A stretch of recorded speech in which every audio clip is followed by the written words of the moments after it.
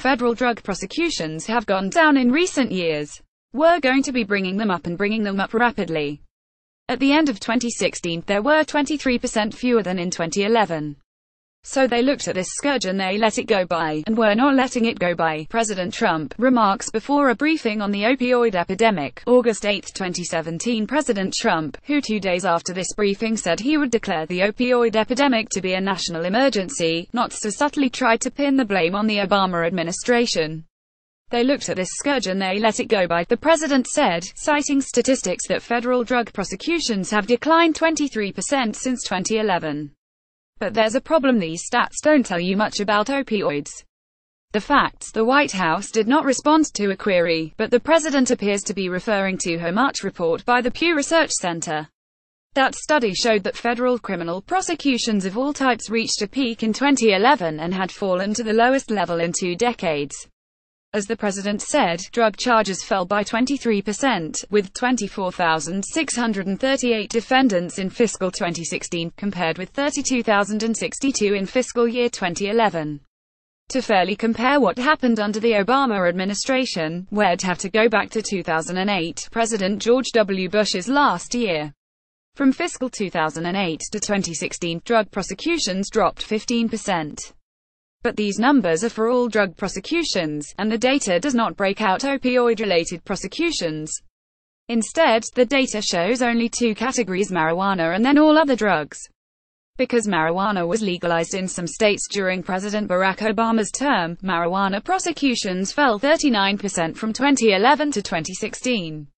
Without marijuana in the totals, the decline for drug prosecutions between 2011 and 2016 is 18%. In 2013, for example, after 2 states legalized the recreational use of marijuana, the department announced new charging priorities for offenses involving the drug, which remains illegal under federal law, the Pew report noted.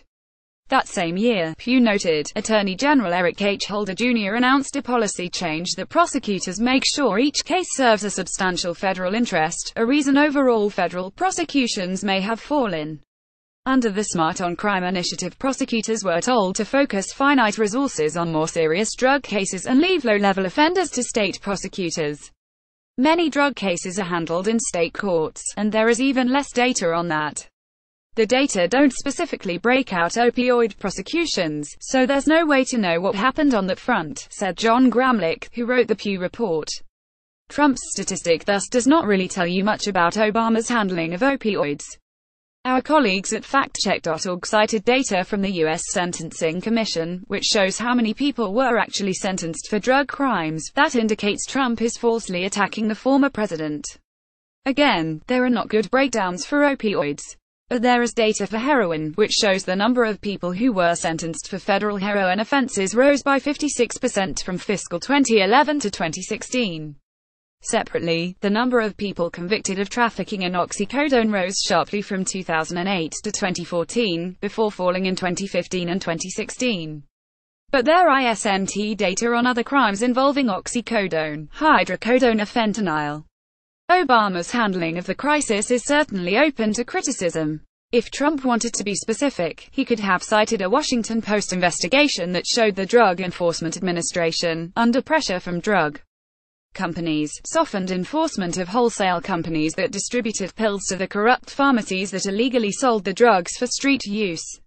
The jury is still out on whether Trump can improve on Obama's numbers.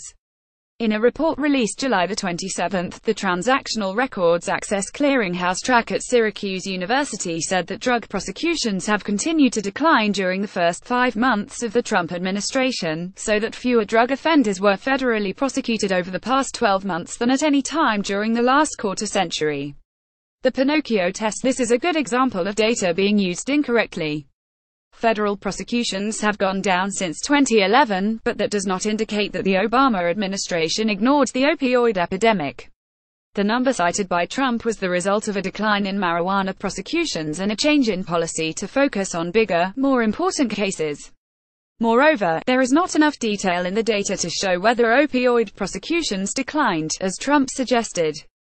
2 Pinocchios about our rating scale. Send us facts to check by filling out this form. Keep tabs on Trump's promises with our Trump Promise Tracker. Sign up for the Fact Checker weekly newsletter. Do rate this claim as true or false. More Pinocchios for false, fewer based on your opinion of the statement's truthfulness.